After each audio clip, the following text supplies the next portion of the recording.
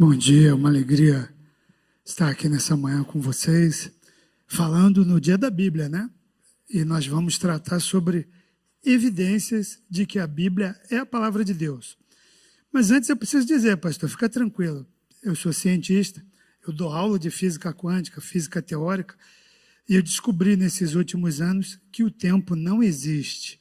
O tempo é uma ilusão na mente das pessoas, né? Então pode ficar tranquilo. Com isso tem uma história conhecida, né, que eu não posso perder a chance de contá-la. Tinha um pregador famoso, pastor, que falava 2, 3 horas e não tinha limite para ele. Ele foi pregar numa igreja e perguntou para o pastor: quanto tempo eu posso pregar aqui? E o pastor então respondeu: pastor, fica à vontade, pode pregar 2, 3, 4 horas, quanto você quiser, mas daqui a 15 minutos o povo vai tudo embora. Então, por favor, me dê mais de 15 minutos, tá bom? Nós vamos abrir a palavra de Deus, e você que nos assiste também aí pelo YouTube, abra a sua Bíblia aí. Nós vamos ler o Evangelho de Lucas,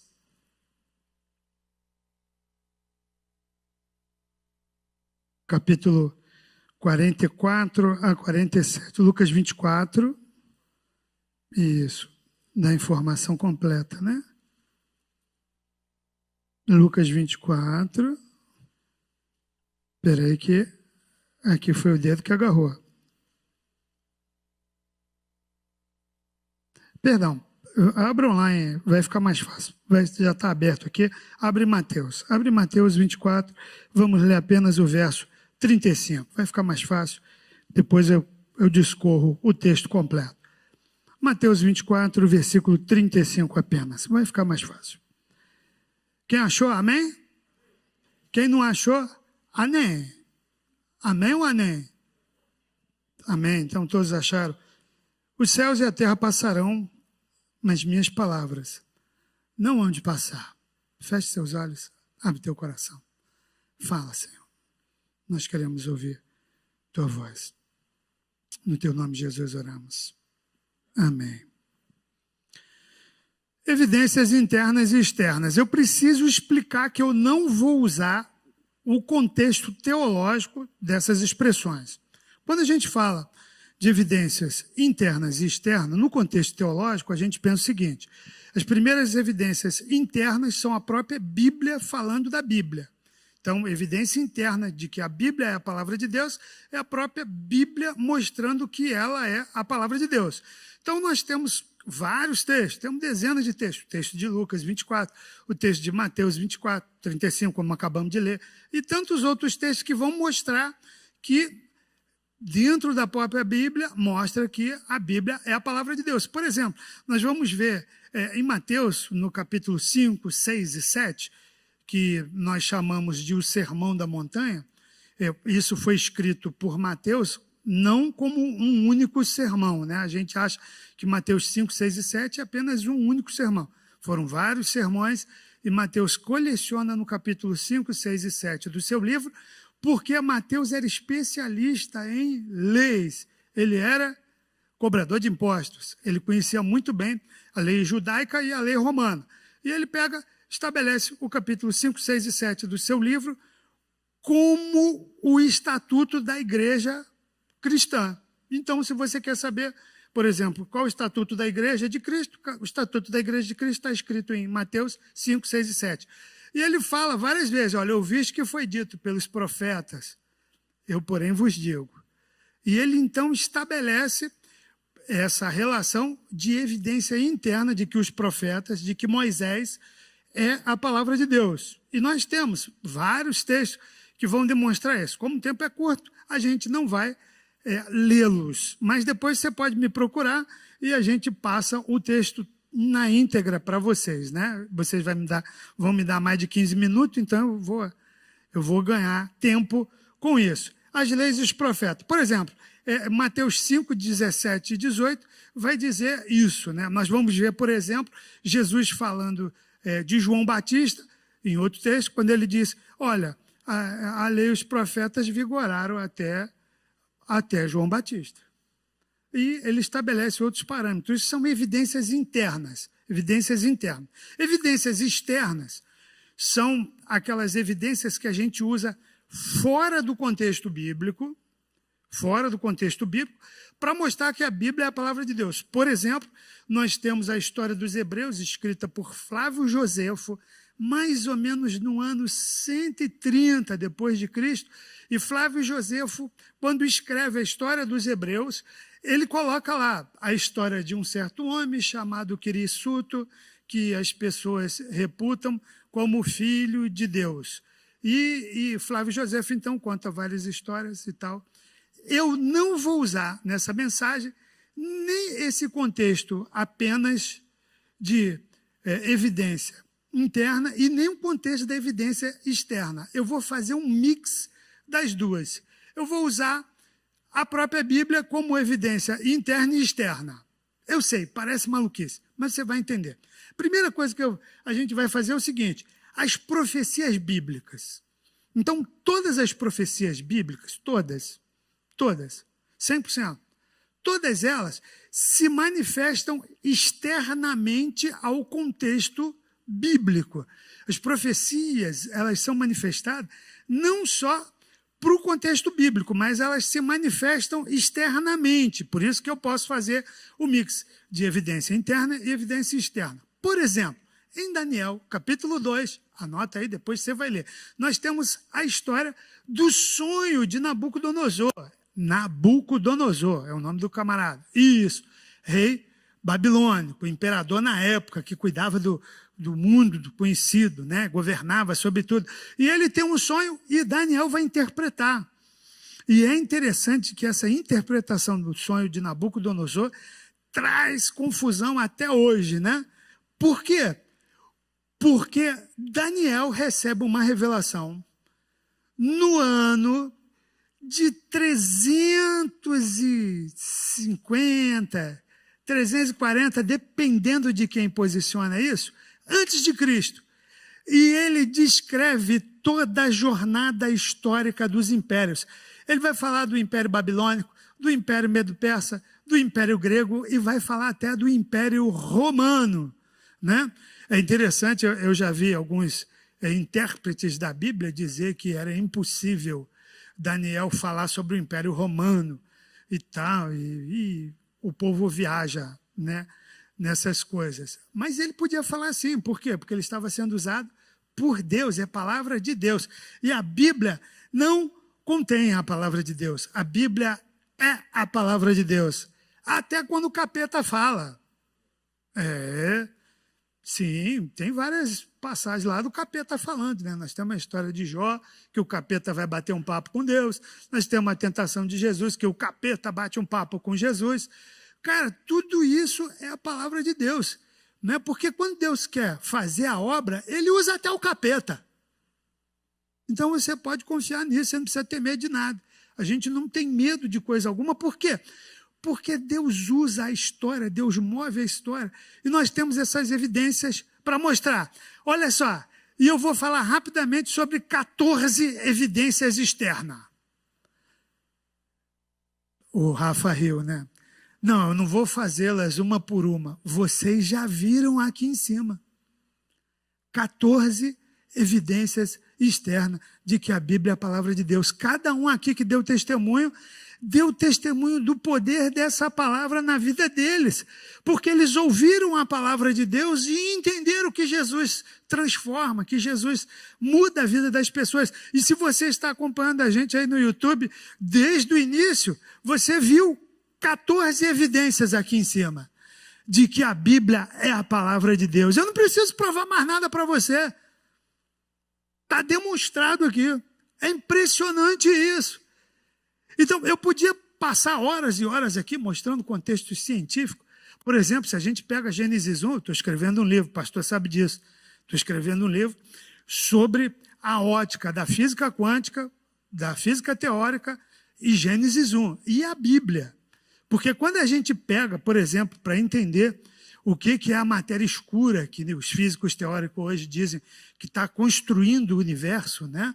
A gente descobre a matéria escura que está lá em Gênesis, no capítulo 1. Fala, Gênesis fala da matéria escura, que está construindo o universo até hoje, né? Os cientistas chegaram matematicamente, eles não conseguem mostrar, porque eles apelidaram de matéria escura, porque não dá para ver, não dá para demonstrar isso visivelmente, mas chegou-se à conclusão matemática de que o universo está em expansão porque existe uma matéria escura construindo o universo. É claro, a gente chama essa matéria escura de Deus, mas tudo bem. Eles chegaram à conclusão matematicamente, cientificamente. É a palavra de Deus que diz isso, que nos revela. Agora, é claro, quando Moisés escreve, ele tinha uma ótica. E quando os profetas escrevem a partir de uma ótica.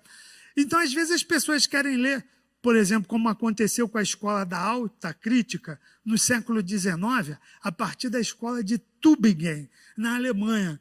Os camaradas começam a querer analisar os contextos históricos da Bíblia e trazer para a realidade sem contextualizar a ideia. O camarada falava um negócio lá, mas hoje pode significar outra, porque naquela época eles pensavam do jeito. E, por exemplo, é dito da alta crítica alemã que eles começaram a analisar a Bíblia com canivete e terminaram com machado na mão, né?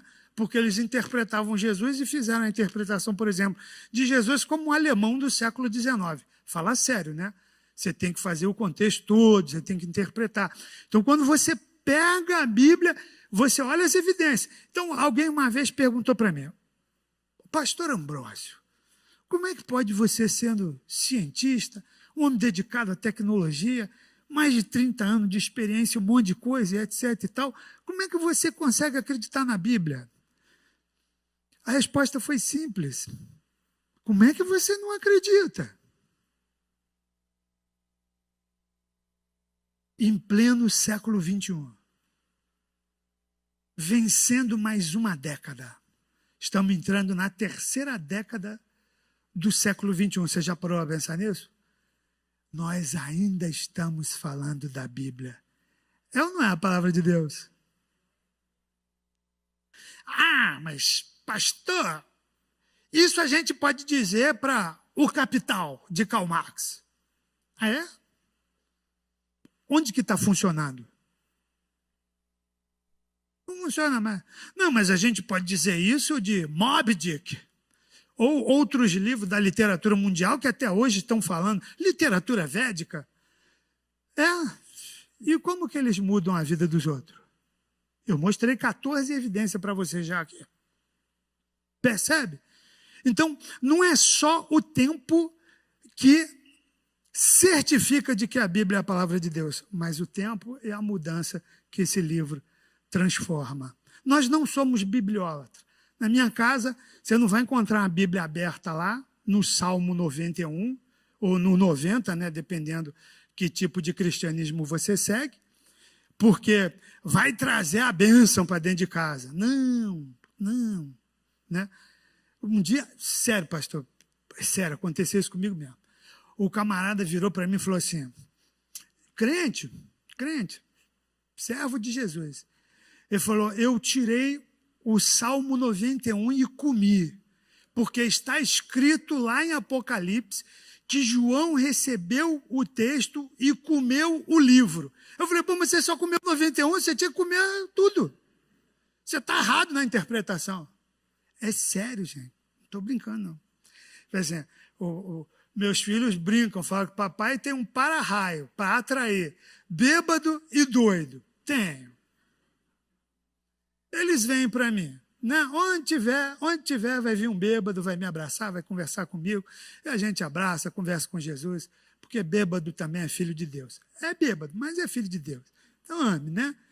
Um dia também você pode estar assim, e eu vou te abraçar, e você vai ser restaurado em nome de Jesus. Mas vamos lá. Textos da Bíblia, eu falei de Daniel. Daniel conta a história. Quer ver só? Tem um texto, esse aqui eu vou fazer questão de ler. Mateus, no capítulo 24, a partir do versículo 5, que diz assim, porque muitos virão em meu nome dizendo, eu sou o Cristo, e enganarão o mundo. Ouvireis falar de guerra, rumores de guerra, olhai e não vos assustei, porque é necessário que isso tudo aconteça, mas não é o fim, Porquanto se levantará nação contra nação, reino contra reino, haverá fome, peste, terremoto, em vários lugares. Covid vindo da China. Não, esse aqui foi o que coloquei. Está escrito, está escrito. E olha, se cumprindo, todo lugar. Aí, nesse capítulo 24, mais à frente um pouquinho, tem um negócio interessante, que fala que haveria terremotos. E vai haver terremotos, vai haver um monte de coisa. E como eu sempre, desde guri, eu fui muito ligado à ciência, eu sempre ouvia crítica a respeito disso. Por quê? Eles diziam, essa profecia nunca vai se cumprir, porque vai haver terremoto. Quanto mais, isso dizia a ciência, quanto mais tempo Jesus demorar, menos chance tem de ter terremoto. Por quê? Porque, segundo a ciência, até mais ou menos meado dos anos 80, eles tinham uma teoria que explicava a Terra como o envelhecimento da crosta terrestre. Então, a geologia, a geografia, explicavam os terremotos, dizendo que a região mais nova, a crosta, a parte mais nova da crosta terrestre é a parte que treme mais. As partes mais antigas não tremiam, por isso não tem terremoto no Brasil. Porque eles não tinham informação. Aí, nos anos 80, pode pesquisar, não precisa acreditar em mim não, por favor. Nos anos 80, nós tivemos mais de 10 mil tremores registrados no mundo inteiro. Só nos anos 80, na década de 80 inteiro. Aí o pessoal começou a fazer, tem um negócio esquisito aí, né? Aí chegaram os anos 90, pode pesquisar. A década de 90 inteira foram mais de 25 mil tremores registrados. O dobro da década anterior. E sabe o que eu não disse que você vai pasmar? Se pegar todos os registros, desde que a humanidade registra terremoto, não dá 5 mil. Aí eles desenterraram uma explicação científica de um cientista russo lá dos anos 1910, 1917, chamado teoria das placas tectônicas. Isso é uma teoria, tá? Tem gente que defende isso como se fosse verdade. É teoria. Eu te mostro como que é teoria. A teoria das placas tectônicas dizem que nas bordas das placas, o mundo é dividido em várias placas e quando uma placa esbarra na outra é que provoca o terremoto. Então isso explicaria, segundo eles, o aumento absurdo de tremores, porque o planeta está chacoalhando porque fica em cima do magma. E outras coisas mais, eu não vou entrar no detalhe, mas só para você entender. E segundo essa teoria das placas tectônicas, à medida que a borda esbarra na outra, provoca terremoto na extensão da borda. Ou seja, se você estiver num país no meio de uma placa, nunca terá terremoto, diz essa teoria. Ou os tremores serão ínfimos, abaixo de 2 pontos da escala Richter, que agora vai até 10. Ia só até 8, depois passou para 9, agora vai até 10, né? A escala Richter. Aí, por que eu estou comentando isso? Porque lá em Montes Claros, no norte de Minas Gerais, tem acontecido terremotos frequentemente. Frequentemente acontece terremoto naquela região. E se você não sabe, o Brasil está no meio da placa tectônica da América. No meio, nós estamos no meio. Se você pegar o desenho das placas tectônicas, nós estamos exatamente no meio. Que, segundo essa teoria, não ia ter terremoto nunca. Ou, se tivesse terremoto,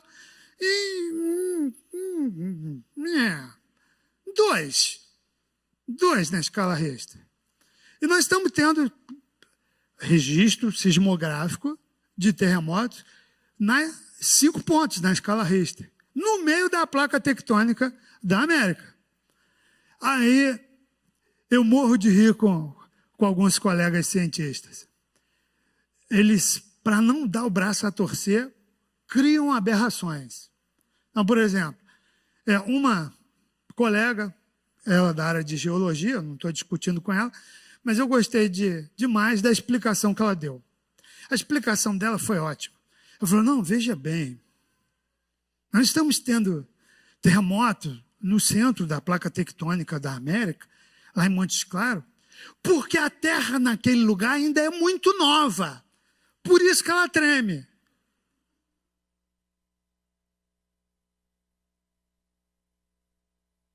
Caraca, fez somebody love, misturou as duas teorias e chunchou goela abaixo. Não. Vai ter outra explicação. Mas a explicação que eu dou para aumentar o número de terremotos é porque meu Jesus falou. Meu Jesus falou, vai ter terremoto. Vai ter muito terremoto. E o camarada pode achar a desculpa que for, meio da tectônica, para cima de Marte, virado para a Lua, vai tremer. E se você ainda não tremeu com essa verdade, fica sossegado. Você vai tremer. Percebem? A Bíblia é a palavra de Deus. Eu não preciso discutir. Eu tenho provas científicas, evidências internas, evidências externas, 14 testemunhos abençoadores de vida transformada por Jesus. Então eu te peço, não como pastor, não como cristão, mas eu te peço como cientista, use a sua razão e pense o seguinte comigo. Certa vez um amigo presidente da Associação Espírita do Rio de Janeiro, que a gente trabalhava junto, Carlinho, virou para mim e perguntou, Ambrósio, pensa comigo, se tudo que você acreditar for mentira, tudo que está escrito na Bíblia não existir. Falei, é uma possibilidade? Eu sou cientista, eu trabalho com possibilidades, eu ponho na matemática, a gente avalia. E em menos de 20 milésimos de segundo eu respondi para ele, se tudo que tiver escrito na Bíblia, se tudo que estiver falando aqui for mentira, não existir nada disso, cara, pelo menos eu estou transformando o mundo à minha volta. Eu estou levando paz, eu estou levando harmonia, eu estou fazendo a minha parte como cidadão do universo. Agora pensa comigo, e se tudo que ela falar for verdade? Você está perdendo tempo questionar. E vai descobrir tarde demais. Então eu apelo para a sua inteligência. Se você ainda tem dúvida se é ou não é a palavra de Deus, seja pelo menos inteligente.